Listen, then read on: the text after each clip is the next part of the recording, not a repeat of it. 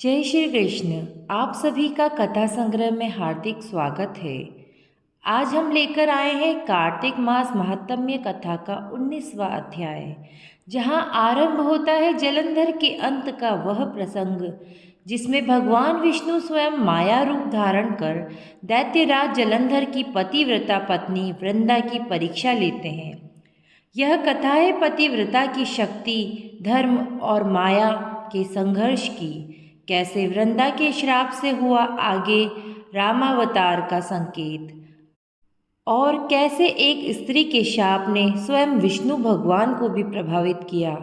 चलिए श्रद्धा और भाव से सुनते हैं कार्तिक मास महात्म्य कथा अध्याय 19। राजा पृथु ने पूछा, हे नारद जी, अब आप यह कहिए कि भगवान विष्णु ने वहां जाकर क्या किया तथा जलंधर की पत्नी का पतिव्रत किस प्रकार भ्रष्ट हुआ। नारद जी बोले, जलंधर के नगर में जाकर विष्णु जी ने उसकी पतिव्रता स्त्री वृंदा का पतिव्रत भंग करने का विचार किया। वे उसके नगर के उद्यान में जाकर ठहर गए और रात में उसको स्वप्न दिया। वह भगवान विष्णु की माया और विचित्र कार्य पद्धति थी, और उसकी माया द्वारा जब वृंदा ने रात में वह स्वप्न देखा कि उसका पति नग्न होकर सिर पर तेल लगाए महिष पर चढ़ा है, वह काले रंग के फूलों की माला पहने हुए है तथा उसके चारों ओर हिंसक जीव है, वह सिर मुड़ाए हुए अंधकार में दक्षिण दिशा की ओर जा रहा है। उसने नगर को अपने साथ समुद्र में डूबा हुआ इत्यादि बहुत से स्वप्न देखे।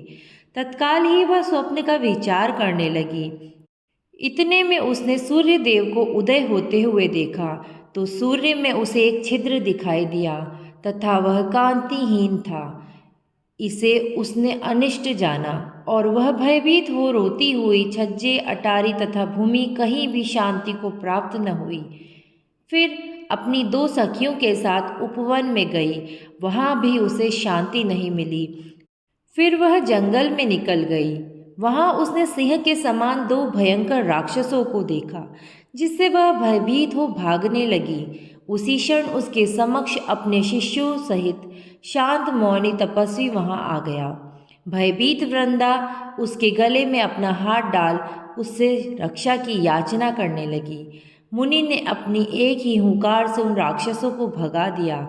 वृंदा को आश्चर्य हुआ तथा वह भय से मुक्त हो मुनिनाथ को हाथ जोड़ प्रणाम करने लगी। फिर उसने मुनि से अपने पति के संबंध में उसकी कुशल क्षेम का प्रश्न किया।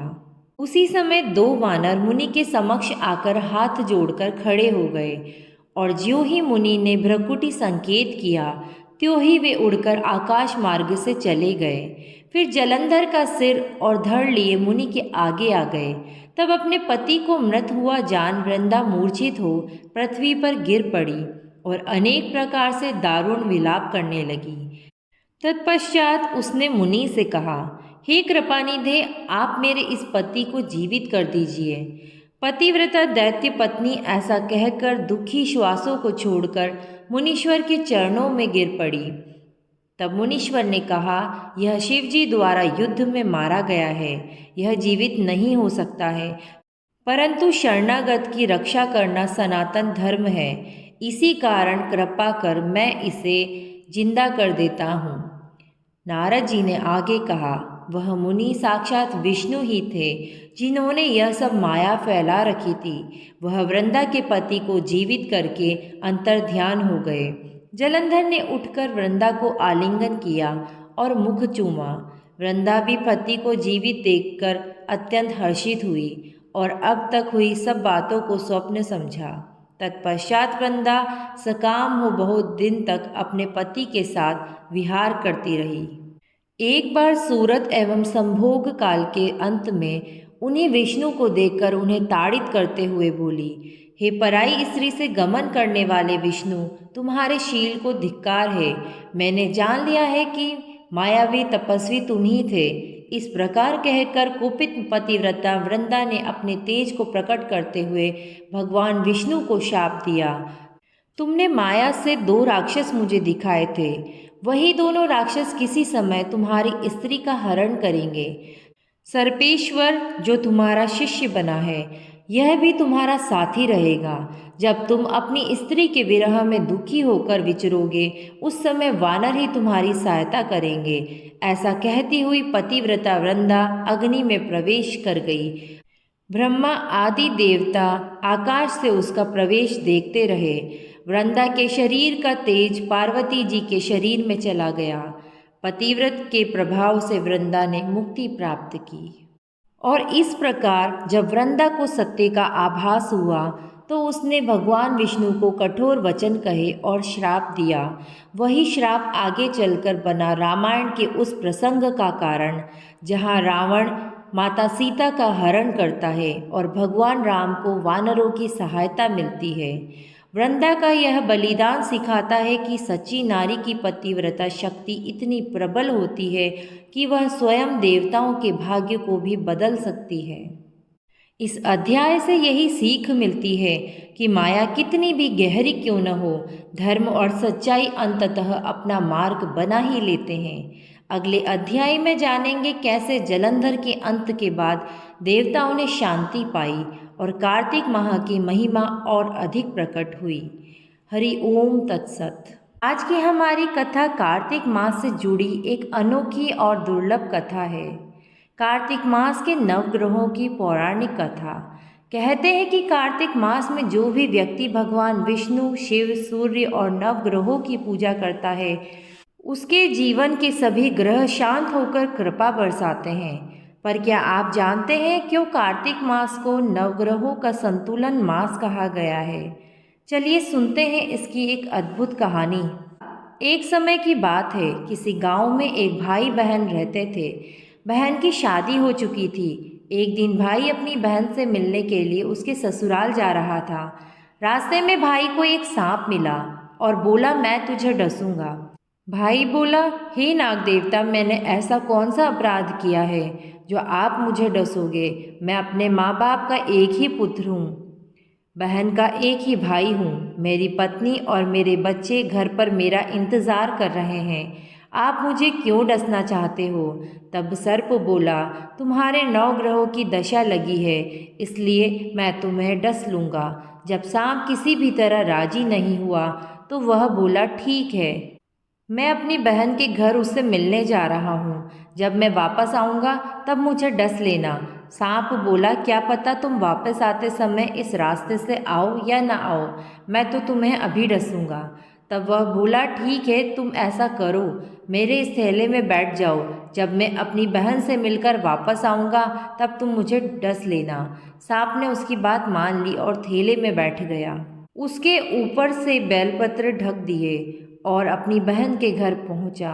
बहन उस समय 9 ग्रहों की कहानी कह रही थी। उसने भाई को आया हुआ देखकर भाई से कहा, भाई बैठो, मैं पहले 9 ग्रह की कहानी कह लूँ, तुम बैठो और मेरी कहानी सुनो। बहन ने कहानी कही, भाई ने कहानी सुनी। जीवों की, जानवर की, हाथी की, घोड़े की, कुत्ते की, बिल्ली की, भाई की, बहन की, घर के धनी की, बेटी जवाई की, देवरानी जेठानी की, सास ससुर की, संग की सहेली की, सबके ग्रह शांत हो जाए। ग्रह चले 8 पग, आदमी चले 4 पग, सांप बिच्छू भंवरे सब आग में जले। ऐसे भाई को कहानी सुना वो खड़ी हुई और भाई के पास रखे थैले को देखकर बोली, थैले में क्या लाया है? इससे पहले कि भाई कुछ कहता, उसने वो थैला उठाया और अंदर ले गई। थैला खोलकर देखा तो बेलपत्र, केले और संतरे बन गए और सांप एक चमचमाता हुआ हार बन गया। जब हार पहनकर वो बाहर आई तो बहन के गले में चमचमाता हार देखकर भाई बोला, बहन, इतना कीमती हार तुम कहाँ से लाई? बहन बोली, भाई तू ही तो लाया है मेरे लिए। थैले में केले और संतरे के साथ हार भी तो था। भाई हैरान रह गया और बोला, बहन, उसमें हार नहीं बल्कि मेरी मौत का सामान था। और यह कहकर उसने अपनी बहन को सारी बात बताई और बोला, ये तेरे 9 ग्रह की कहानी का प्रभाव है जो सांप हार बन गया। यह सब तेरे ही भाग्य से हुआ है। तेरे कारण मेरे प्राण बचे हैं। तेरे भाग्य से सांप हार बन गया है। अब यह हार तू ही रख ले। कुछ समय बाद जब भाई चलने लगा तो बहन बोली, भाई तेरे नवग्रह की दशा लगी है, तू घर जाकर भाभी से कहना कि वो नवग्रह की कहानी कहे। ऐसा कहकर उसने अपने भाई को विदा किया। वो अपने घर पहुंचा और जाकर अपनी पत्नी से बोला, हमारे नवग्रह की दशा लगी है, हम नवग्रह की कहानी रोज कहा करेंगे। मैं कहूँगा और तुम सुनना, तुम कहोगी और मैं सुनूंगा। फिर बोला, जाओ एक लोटा जल का भर लाओ, साथ में चावल और चीनी के दाने भी ले आओ। उसकी पत्नी सारी सामग्री ले आई। कहानी कही जीव की, जानवर की, हाथे की, घोड़े की, कुत्ते की, बिल्ली की, देवरानी जेठानी की, सास ससुर की, घर के धनी की, बेटी की, जवाई की, भाई बहन की, सबके 9 ग्रह शांत हो जाइए। ग्रह चले 8 पग, आदमी चले 4 पग, साम बिच्छू भंवरे सब आग में जल जाइए। 9 ग्रहों को नमस्कार। जैसे 9 ग्रह की दशा भाई की उतरी, वैसे ही इस कहानी को कहते सुनते और हुंकारा भरते सब पर 9 ग्रह की कृपा बनी रहे। यह कथा सिखाती है कि जब हम सच्चे मन से भगवान की आराधना करते हैं तो ग्रह नहीं, स्वयं भाग्य बदल जाता है। अब सुनिए कार्तिक मास की तारा भोजन की कहानी। एक बार की बात है, किसी नगर में एक साहूकार था और उसकी एक बहू तारा भोजन करती थी। एक दिन उसने अपनी सास को कहानी सुनने को कहा तो सास ने मना कर दिया और बोली, मुझे अभी कहीं पूजा करने जाना है। उसने फिर अपनी जेठानी से कहा कि दीदी आप मेरी कहानी सुन लो। उसने भी मना करते हुए कहा कि मुझे तो अभी भोजन बनाना है। फिर उसने अपनी देवरानी से कहा कि मेरी कहानी सुन लो। उसने भी बहाना बना दिया कि मुझे अभी बच्चों को देखना है। तब उसने फिर अपनी ननद को कहा कि मेरी कहानी सुन लो। उसने भी मना कर दिया। बोली कि मेरी ससुराल से मेरा बुलावा आ गया है और मुझे जाने की तैयारियां करनी है। अब वह राजा के पास भी गई। बोली कि महाराज आप ही मेरी कहानी सुन लो। तो राजा ने कहा, मुझे तो व्यापार देखना है, कहानी सुनने का समय नहीं है मेरे पास। अब तो वह अपनी पड़ोसन के पास गई और जाकर उससे बोली कि आप ही मेरी कहानी सुन लो। पड़ोसन कहानी सुनने के लिए तैयार हो गई। तब उसने कहानी कही। पड़ोसन ने खूब ध्यान से कहानी सुनी और हुंकारा भरा। इस तरह पूरा कार्तिक मास बीत गया और फिर भगवान विमान लेकर आए। जब बहू विमान में बैठकर जाने लगी तो सास दौड़ी दौड़ी आई और बोली, मैं भी तेरे साथ चलूंगी। तो वह बोली, माँ जी आप अपनी पूजा पाठ करो। जेठानी आई तो बोली, मुझको भी लेकर चलो। बहू बोली, आपको तो भोजन बनाना है, आप जाकर भोजन बनाओ। देवरानी दौड़ी दौड़ी आई, बोली, मैं चलूं। बहू बोली, नहीं आपको तो बच्चों की देखभाल करनी है, तुम भला कैसे चलोगी। ननंद आई, बोली, भाभी मैं चलूं। उसने कहा, दीदी आपको तो ससुराल जाने की तैयारी करनी है। अब दौड़े दौड़े राजा भी आए, बोले, मैं चलूं। वह बोली, नहीं आपको तो कारोबार संभालना है, आपके पास तो समय ही नहीं है, आप भला कैसे चलोगे। पड़ोसन ने सुना तो वह भी आई, बोली, बहन मैं चलूं। तब वह बोली, हाँ बहन तुम चलो मेरे साथ, क्योंकि तुमने पूरा कार्तिक मेरी कहानी सुनी है। तब वे दोनों विमान में बैठकर स्वर्ग को जाने लगी। रास्ते में बहू को अभिमान हो गया कि मैंने कहानी कही, व्रत किया, लेकिन पड़ोसन ने तो केवल कहानी सुनी, मेरे कारण इसे स्वर्ग मिला। इधर उसके मन में अभिमान हुआ और उधर भगवान के दूतों ने उसे बीच रास्ते में ही छोड़ दिया। और जब वे पड़ोसन को लेकर स्वर्ग लोक पहुँचे तो भगवान बोले, क्या इसी ने तारा भोजन किया है। तो भगवान के दूतों ने बताया, नहीं प्रभु, इसने तो केवल कहानी सुनकर हुंकारा भरा था, लेकिन जिसने तारा भोजन करके व्रत की कहानी कही थी उसे तो अभिमान हो गया था, इसलिए हम उसे बीच रास्ते में ही छोड़ आए। भगवान बोले कि नहीं, उसे वापस लेकर आओ। जब तक वे बहू को वापस लेकर आए तब तक बहू ने 7 बार क्षमा याचना की और इस प्रकार भगवान ने उसे क्षमा कर दिया और स्वर्ग लोक में स्थान दे दिया। इस कहानी को कहने, सुनने और हुंकारा भरने के बाद कहना चाहिए, हे कार्तिक के ठाकुर राई दामोदर, जैसे आपने बहू और उसकी पड़ोसन को स्वर्ग दिया वैसे ही हम सबको भी देना। सभी प्रेम से बोलिए कार्तिक मास की जय। अब सुनिए कार्तिक मास में सुनी जाने वाली कीड़े नगरी की कहानी। एक गांव में एक बुढ़िया माई रहती थी। उसके 2 बेटे तथा बहू थी। बुढ़िया माई भगवान श्री हरि विष्णु की परम भक्त थी। अपना जीवन दान धर्म पुण्य कार्य कर्मों में लगाती थी। परंतु बुढ़िया माई कभी भी मंदिर और सत्संग में या तीर्थ स्थानों पर नहीं जाती थी। एक बार गांव में भागवत कथा हो रही थी। बेटे ने कहा, माँ आप सारा दिन घर में रहती हैं, आप मंदिर में भागवत कथा सुनने क्यों नहीं जाती हो। बुढ़िया माई ने बेटे का मन रखने के लिए कह दिया कि आज जाऊंगी, परंतु गई नहीं।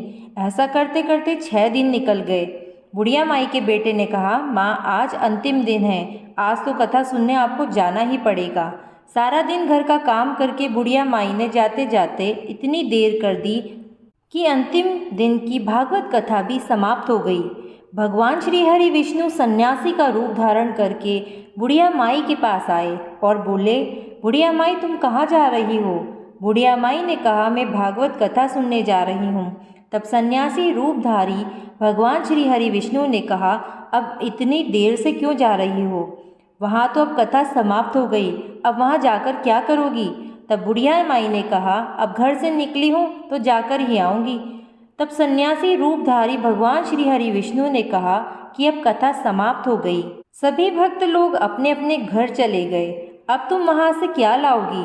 तो बुढ़िया माई बोली, कुछ नहीं तो मैं वहाँ से एक ईंट ही उठा लाऊंगी।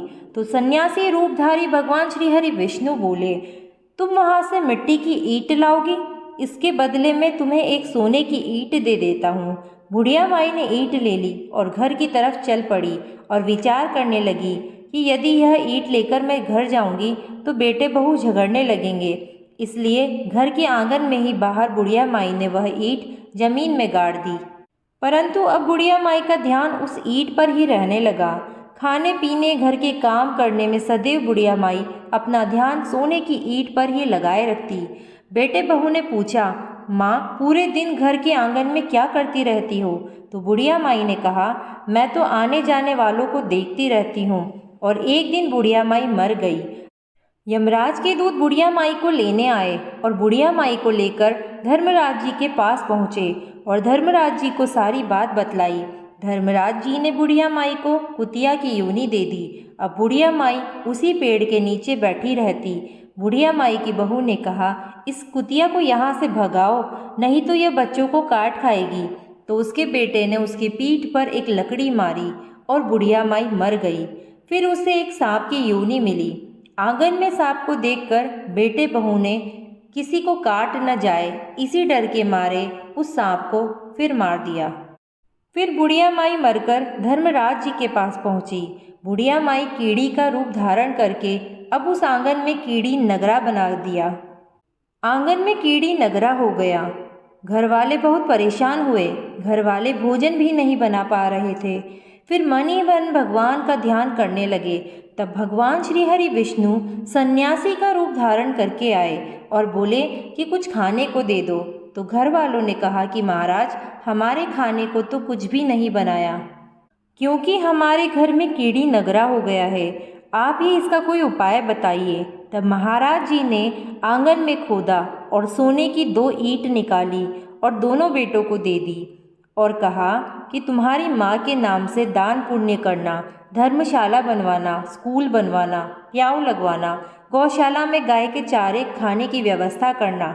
परंतु दोनों बेटे वो आपस में लड़ने लगे कि तू दान कर, तू दान कर।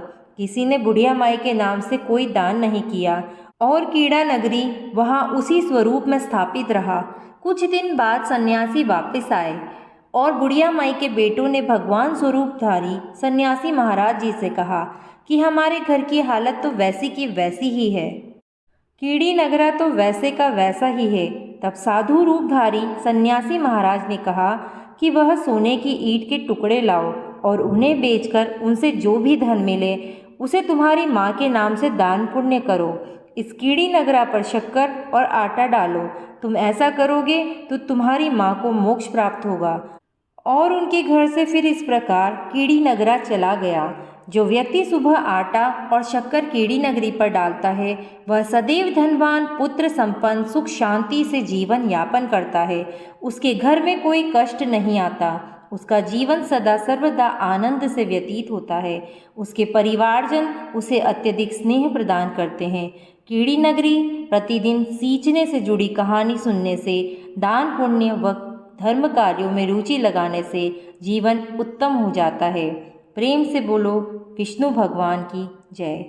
प्रेम भाव से सुनने के लिए आप सभी का बहुत बहुत धन्यवाद। अब हम सुनते हैं लप्सी और तप्सी की कहानी। इस कहानी को कार्तिक मास की कथा महात्म्य में कुछ भी सुनो अवश्य सुननी चाहिए। लप्सी तप्सी की कथा को सुने बिना हमें हमारे व्रत और पूजा पाठ का कोई पुण्य फल नहीं मिलता है। बोलो लप्सी तप्सी की जय हो। बहुत पुराने समय की बात है। एक गांव में एक ब्राह्मण परिवार रहा करता था। उसमें पति पत्नी के अलावा उनके 2 बच्चे थे। एक बेटा था, एक बेटी थी। ब्राह्मण दंपति बहुत ही सरल स्वभाव के थे। समय मिलने पर प्रभु का स्मरण किया करते थे। उनकी बेटी बहुत ही संस्कारी और सुशील थी, लेकिन उनका बेटा आवारा किस्म का था। वह कोई काम धाम नहीं करता था और ना ही कभी अपने माँ बाप का कहना मानता था। समय के साथ दोनों बहन भाई बड़े हो गए। बहन की शादी कर दी गई, पर भाई का वही हाल था। उसके माँ बाप ने उसे समझाया कि बेटा अब हम वृद्ध हो चले हैं, तुम कोई काम किया करो, लेकिन उस पर उनकी बातों का कोई असर नहीं होता था। तो एक दिन ब्राह्मणी अपने पति से कहने लगी कि स्वामी, आप बिल्कुल काम छोड़ दीजिए। जब घर में कुछ भी नहीं होगा तो यह अपनी जिम्मेदारी समझेगा और काम पर लग जाएगा। तो ब्राह्मण ने दूसरे दिन से काम पर जाना छोड़ दिया। तो यह देखकर उनके बेटे ने कोई काम नहीं किया और चोरी करने लग गया। आते जाते राहगीरों को लूट लेता और उसी से अपने घर का गुजारा किया करता था। तो उसके लूटने और चोरी करने की आदत से सारे गांव वाले उसे लप्सी कहने लगे। तो लप्स की इस हरकत से उसके माँ बाप बहुत ही दुखी रहते थे। वह किसी की सुनने के लिए तैयार नहीं था। इसी तरह समय बीतता गया। एक दिन की बात है कि लप्स एक पीपल के पेड़ पर बैठा था। तभी शिव पार्वती जी जा रहे थे। पार्वती माता गहनों से लदी हुई थी। तो लप्स उन्हें देखकर सोचने लगा कि कितने सुंदर गहने हैं। आज यह सारे के सारे लूट लूँगा तो मुझे कई महीनों तक चोरी नहीं करनी पड़ेगी। तो वह लूटने के इरादे से पीपल की ओट में होकर बैठ गया। जैसे ही शिव पार्वती जी वहाँ से जाने लगे तो लप्सी एकदम से शिव पार्वती के सामने आकर कहने लगा कि जल्दी से जितने सारे गहने पहन रखे हैं उतार दो। तो पार्वती माता कहने लगी कि तुम चोरी क्यों करते हो, तुम्हें पता है चोरी करना पाप है। तो लप्सी कहने लगा कि क्या करूं, घर पर मेरे माँ बाप हैं, मेरी एक भांजी है, उनके लिए दोनों समय भोजन की व्यवस्था कहाँ से करूं, मुझे कोई काम तो आता ही नहीं है। तो लप्स की बात सुनकर पार्वती माता कहने लगी कि तुम जो चोरी करके पाप करते हो, इस पाप का भागी कौन बनेगा। तो लप्सी कहने लगा कि मेरे घर वाले सारे बनेंगे। तो पार्वती माता कहने लगी कि कोई नहीं बनेगा, पाप के भागी केवल तुम बनोगे। तो लप्स कहने लगा कि मैं लूट खोस कर उन्हीं के लिए लेकर जाता हूँ, तो पाप के भागी तो उन्हें बनना ही पड़ेगा। तो लप्स की बात सुनकर पार्वती माता ने हंसकर कहा कि हम यहीं पर बैठे हैं और तुम अपने घर जाओ, अपने घर वालों से पूछो कि कोई तुम्हारे पाप का भागी बनेगा क्या। तो यह सुनकर लप्स भागा, अपने घर आया और अपनी माँ के पास गया और कहने लगा कि माँ, मैं चोरी करके लाता हूँ, राह चलते राहगीरों को लूटता हूँ, तुम्हारे लिए ही तो करता हूँ। तो तुम मुझे एक बात बताओ, चोरी करने से जो पाप लगता है तो आप मेरे पाप के भागी बनोगे।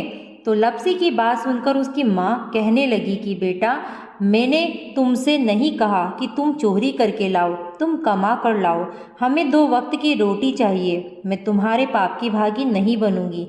तो माँ के मुंह से इस प्रकार की बात सुनकर लप्स तो हैरान रह गया। फिर वह अपने पिताजी के पास गया और जाकर कहने लगा कि पिताजी, मैं जो कुछ भी लूट खोस के लाता हूँ वह आपके लिए ही तो लाता हूँ। देखो मैंने लूट कर कितना धन इकट्ठा कर लिया है, कितना ऐशो आराम है तुम्हारे। अगर मैं चोरी नहीं करता तो क्या यह सब हमें मिल जाता।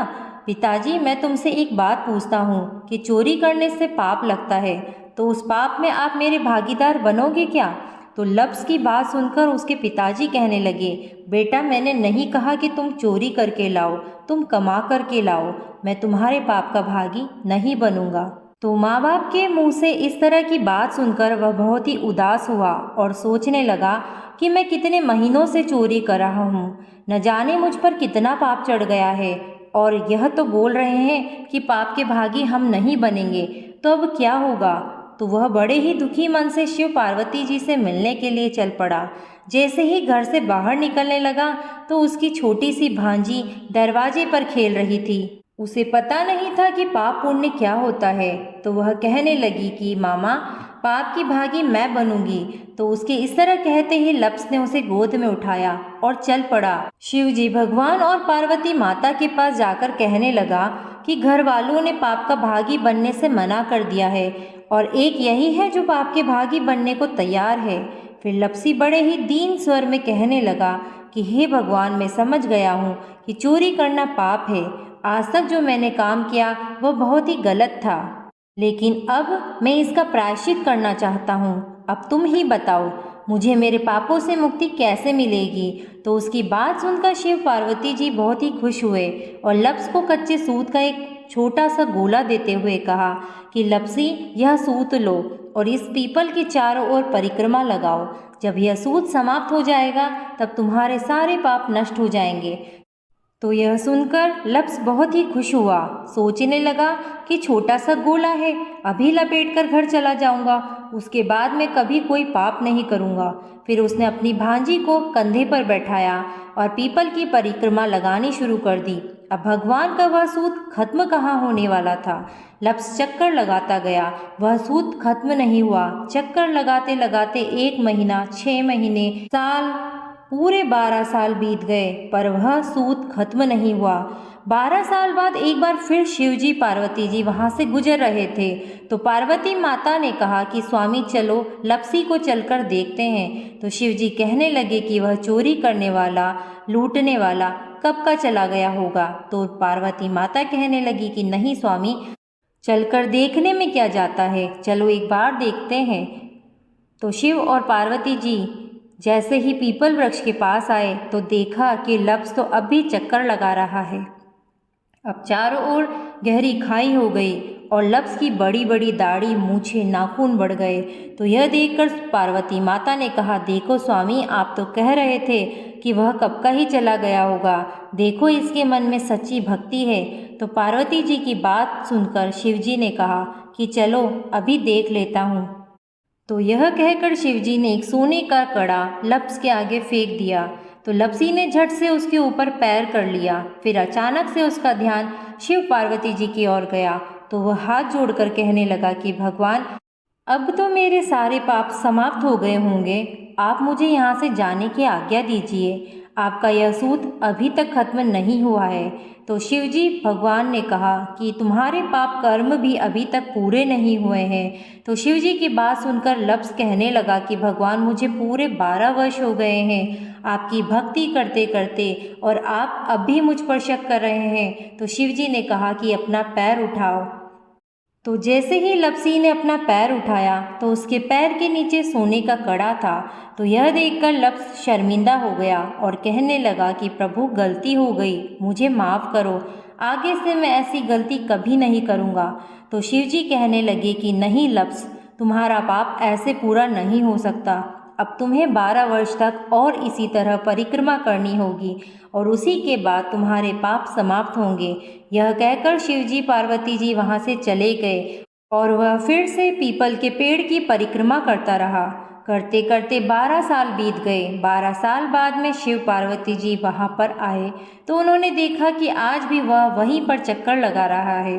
तो शिव जी ने फिर उसके सामने सोने की अंगूठी फेंकी, पर उसने कोई ध्यान नहीं दिया। तो शिव जी भगवान प्रसन्न होकर कहने लगे, हे लप्स, आज से तुम मेरी तपस्या करके तपस्वी बन गए हो। मैं तुम्हें वरदान देता हूँ कि तुम अपने जीवन में सारे सुखों को प्राप्त करोगे, और तूने 24 वर्ष तक मेरी भक्ति की है, इसका फल भी तुझे अवश्य मिलेगा। और जो भी औरत गाय और कुत्ते की रोटी नहीं बनाएगी, उसका पुण्य फल भी तुम्हें मिलेगा। आंगन लीपकर दहलीज नहीं लीपेगी तो उसका पुण्य फल भी तुझे ही मिलेगा। अगर हमारे घर की बहन बेटी को हम सूट, टॉवल या साड़ी भेंट स्वरूप देते हैं तो साथ में मूली का धागा और कुछ रुपए नहीं देंगे तो उसका पुण्य फल भी तुम्हें ही मिलेगा। अगर कोई दिए से दिया जलाएगा तो उसका पुण्य फल भी तुम्हें ही मिलेगा। अगर व्रत और पूजा पाठ में सारी कहानी सुन ले और तुम्हारी कहानी न सुने तो उसका पुण्य फल भी तुम्हें ही मिलेगा। इसी कारण से हर व्रत कथा के बाद लपसी तपसी की कहानी सुनी जाती है और कथा समाप्त होने पर कहा जाता है कि लप्स का फल लप्स को मिले, तपसी का फल तप्स को मिले। हमारी पूजा पाठ का, हमारे व्रत का, हमारी कहानी का पुण्य फल हमें मिले। बोलो लपसी तपसी की जय हो। तो यह थी लपसी और तपसी की कहानी। अब हम सुनेंगे इल्ली और घुन की कहानी, जिसे कार्तिक के महीने में जरूर सुनना चाहिए। बोलो लक्ष्मीपति नारायण की जय हो। एक समय की बात है, एक इल्ली और घुन रहा करते थे। दोनों में अच्छी दोस्ती थी, जहाँ भी जाते साथ साथ जाते। तो एक बार कार्तिक का महीना आया और राजा की बेटी कार्तिक स्नान के लिए जा रही थी। तो इल्ली कहने लगी कि आओ गुण, हम भी कार्तिक स्नान करते हैं। राजा की बेटी जाती है तो हम भी चले जाएंगे, क्या पता हमें भी पुण्य फलों की प्राप्ति हो। तो इल्ली की बात सुनकर गुण कहने लगा कि तू ही कार्तिक स्नान कर, मैं तो कार्तिक स्नान के बारे में कुछ नहीं जानता, क्या होता है इसके करने से, मैं तो नहीं करूँगा। गुण के मना करने पर इल्ली एक बार तो उदास हो गई। सोचने लगी कि कार्तिक स्नान तो जरूर करना था। तभी उसके मन में एक विचार आया कि राजा की बेटी जाती है तो उसके पल्ले से लगकर चली जाऊंगी और उसी के साथ वापस आ जाऊंगी, मुझे अकेली जाना नहीं पड़ेगा। तो यह सोचकर वह तो बहुत ही खुश हुई और दूसरे ही दिन से राजा की लड़की जब स्नान करने के लिए जाती तो उसकी चुन्नी के पल्ले के लगकर वह इल्ली भी चली जाती।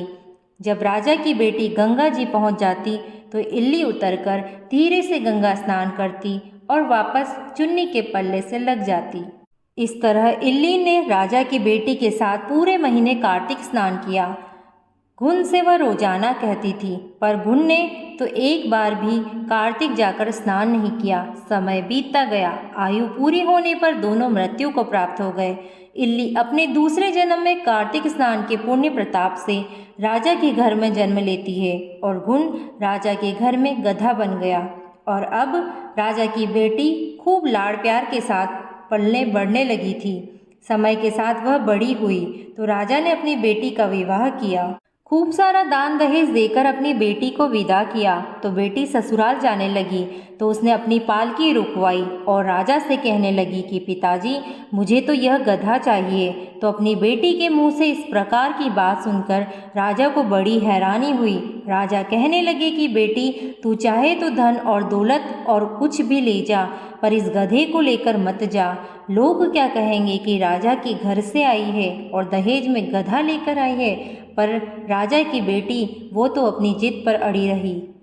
कहने लगी, पिताजी, मुझे और कोई दान दहेज नहीं चाहिए, मुझे तो बस यह गधा दे दो, सब कुछ मिल जाएगा। राजा को आखिर अपनी बेटी के आगे झुकना पड़ा और उस गधे को रथ के साथ बंधवा दिया। अब गधा तो रथ के साथ साथ तेज दौड़ने लगा था और इस तरह राजा की बेटी अपने ससुराल पहुंच गई। वहां पर खूब लोग इकट्ठे हुए थे, देखने आए थे कि राजा के बेटे की बहू कैसी है। पर जब लोगों ने रथ के साथ बंधा हुआ गधा देखा तो सभी लोगों को बड़ा आश्चर्य हुआ और कहने लगे कि देखो, राजा के घर से आई है और गधे को लेकर आई है। पर वह कुछ नहीं बोली। राजा और उसके बेटे को भी बड़ी हैरानी हो रही थी कि बहू गधे को लेकर क्यों आई है। फिर रथ से खोलकर गधे को महल के नीचे बंधवा दिया।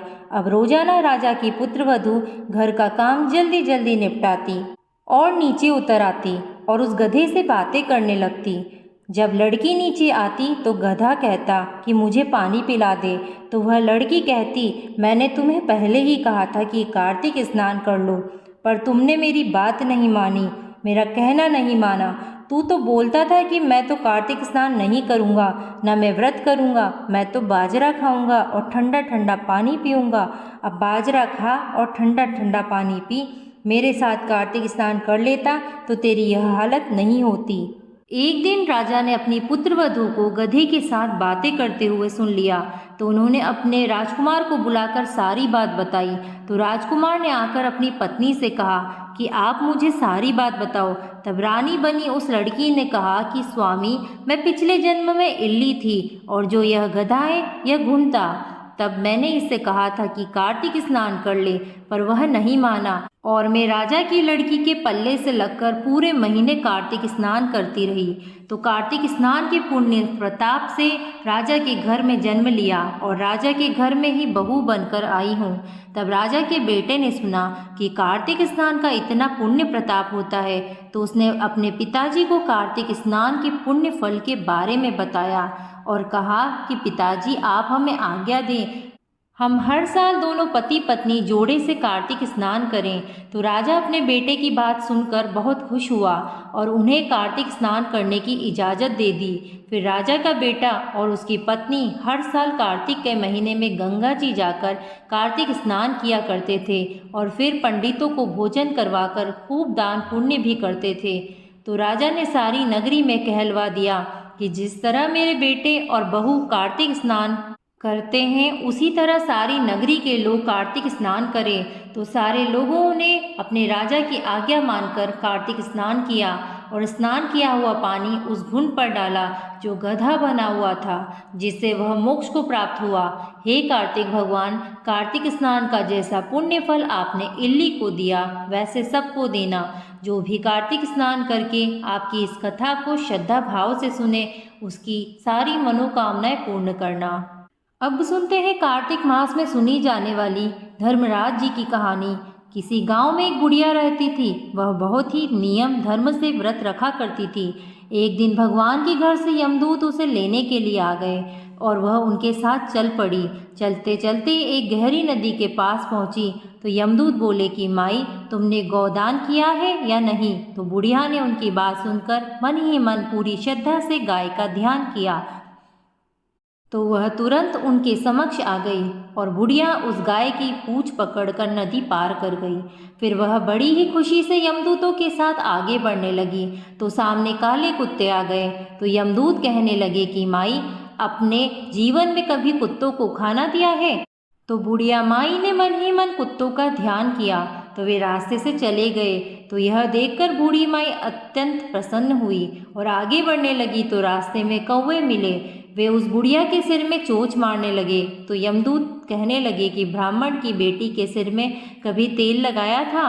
तो बुढ़िया ने ब्राह्मण की बेटी का ध्यान किया तो कौवे ने चोंच मारनी बंद कर दी।